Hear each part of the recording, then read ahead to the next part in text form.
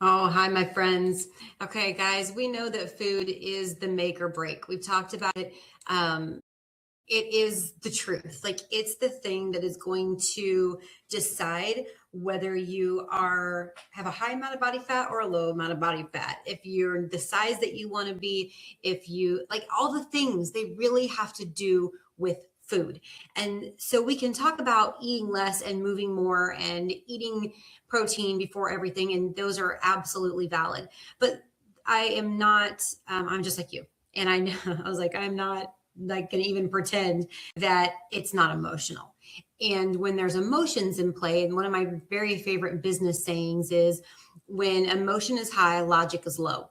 And so I try to always move something that is emotional into something that is logical, because then once I can get it into logic, we're all smart. We can process good, bad, right, wrong, better choice. But when it's emotional, things get weird and we slide and we make bad choices and we don't even know why. So I want to talk, and this is going to be a two-part series about why do we not pick great foods? Why do we overeat? Why is food so emotional? Because when we can create an awareness and it becomes logical, things are different. You can handle it. You can't handle it when it's emotional and it's in your head and you don't understand it.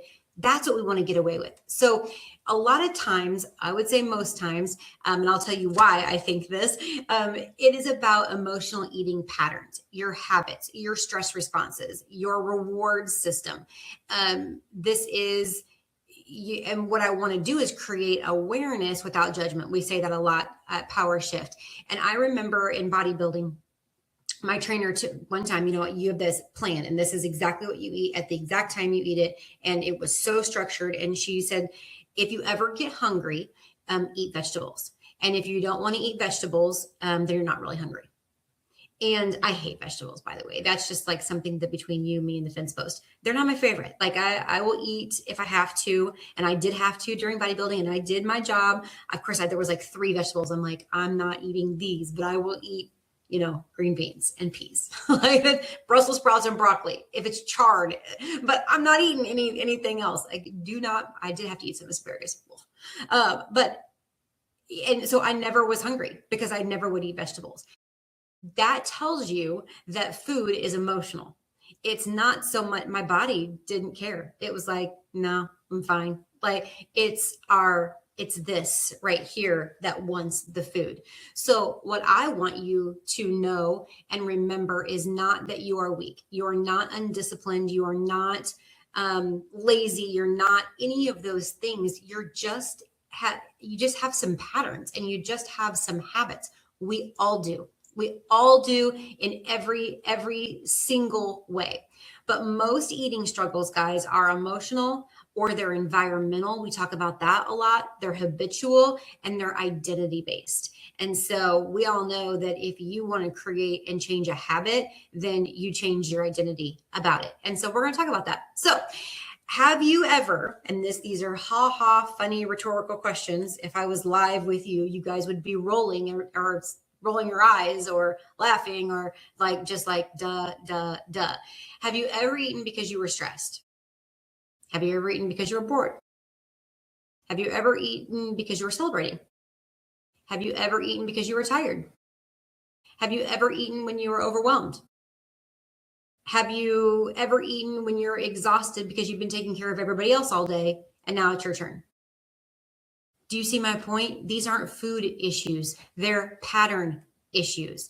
I had a point in there: tired, overwhelmed, happy, sad, all of them. There was another one, but and if I'll remember, welcome to perimenopausal brain. We'll jump back into that. But most of the time, that's exactly what you're doing. You're doing it because of something else, not because you're actually hungry. Okay, so and these are learned behaviors. And the great thing about guys, oh, I love it. I love a learned behavior because you can unlearn, right? Like that's the most exciting thing about habits. Habits can be changed. They're not real. Come on, we can do this. We can do this.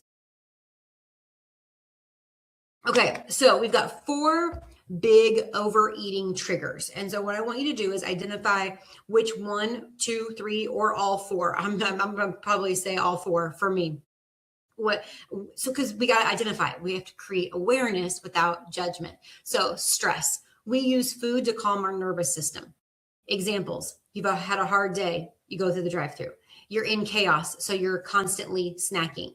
You're overstimulated and amped up, as my dad would say. You go to sugar.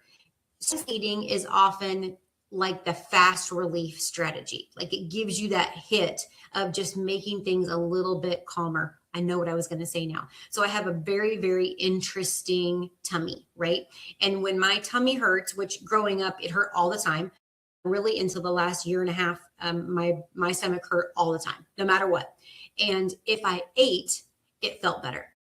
Now, I paid for it on the other side, but in the moment, my stomach would stop hurting when I was eating. That was a lot of why I was overweight, because I was constantly, consistently trying to get out of pain. Well, that was physical pain. Shows up in emotional pain too. So we've got stress. Number two is reward. I did not grow up like this. I grew up in the number 4 category here, but some of you guys, it was, I deserve this. And so that's like a childhood thing. Like, if you had a good day, then you went and got a treat. If you had a bad day, you survived it, so you went and got a treat. And this is, high achieving women will do this also. I deserve it. It's my Friday night treat. Or I deserve this glass of wine because I kicked butt all day. I am getting a dessert because I earned it. I am going to eat whatever I want because I'm on vacation. Those kinds of things.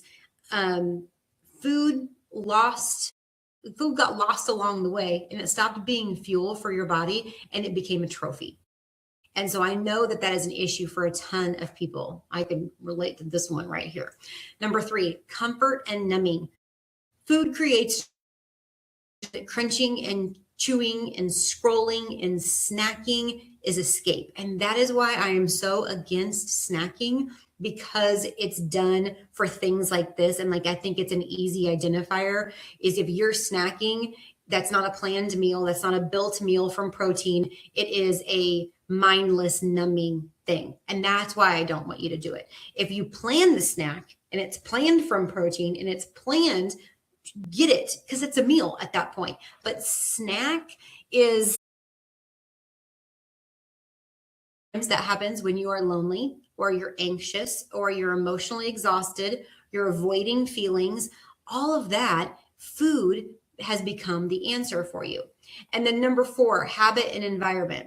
Sometimes it's not emotional, but it's convenience. So it's popcorn during TV. And even like, when we go to the movie theater, which is not much anymore, but it is, well, before, when I could eat a whole bunch of things, and I did eat a whole bunch of things, oh my gosh, I would get M&Ms, peanut M&Ms, and I would eat them with popcorn, with pop. Like, I would never now, like never, ever, ever. But we always did that. And so that became the habit. When you go to the movie, you do this. Can you think of other scenarios in your life when road trip? I know a lot of people, when they do road trips, it's like time for fast food. It's time for snacks at the gas station.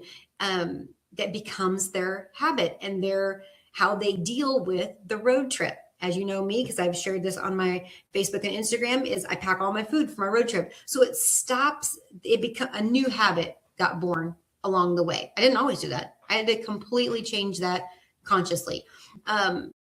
So popcorn during TV, movie, candy, all of those things. Late night eating, because that's what I do. And it could even tie around to because I deserve it. Or that's what's in your pantry. 90% of this game is, what do you have easy access to? Your brain loves familiarity. It loves the things that is in our eyesight. If you've got cookies and candy and popcorn and ice cream, I told you this before. I do not allow ice cream in my house. I will eat the whole dang thing. I am not above it. I have preached this stuff. I've changed my body. I've changed my life. But then ice cream comes and I've lost all brain power, all willpower, all sense of like, this is enough. I have no sort of power when it comes to ice cream. So I don't allow it. That's where I have power. No. So what can you do in your life? What is a habit in the TV, the movie, the road trip examples where you're doing these things? Or what's in your environment? What can you clean up in your life that will have a direct correlation to what you put in your mouth?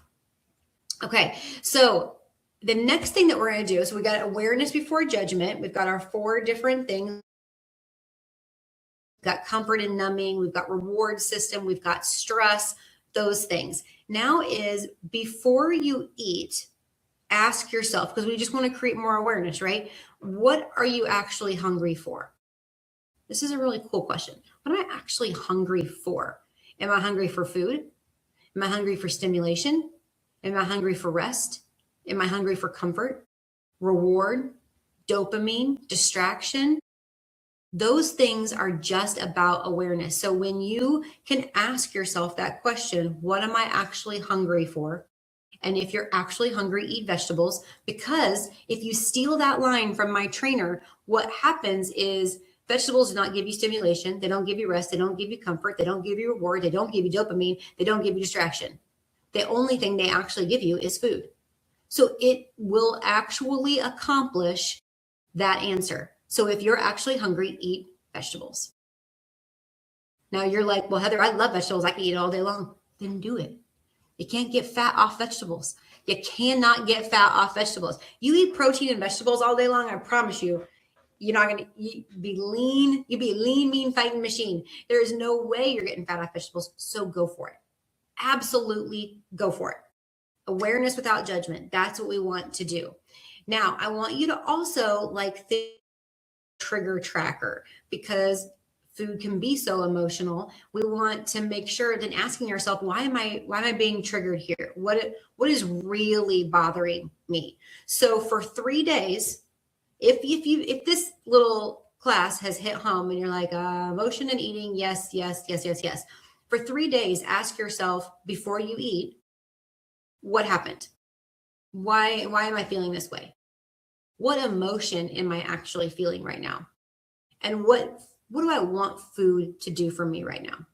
If you can become aware and cognizant of those answers, that's when you can flip it, because you can do nothing if you're not aware. You can do everything when you know. Okay, that's part 1 class. I'm going to come back for part 2, but I hope that this gives you a place that you're not alone. You're not alone. This is everybody deals with this at some level, but you don't have to anymore. You can be, I don't want you to have willpower all day long every day. I told you that before, that's going to be exhausting and you're not going to make aware of these things. It switches off the discipline and willpower. It becomes, oh, I'm sad. Got it. Okay. I'm going to go take a walk. It becomes that easy. Or I'm going to call a friend, or whatever it is. Don't scroll, because that is not going to help you be sad, but do something productive and not eat. Just the difference is that you're aware of it. Okay.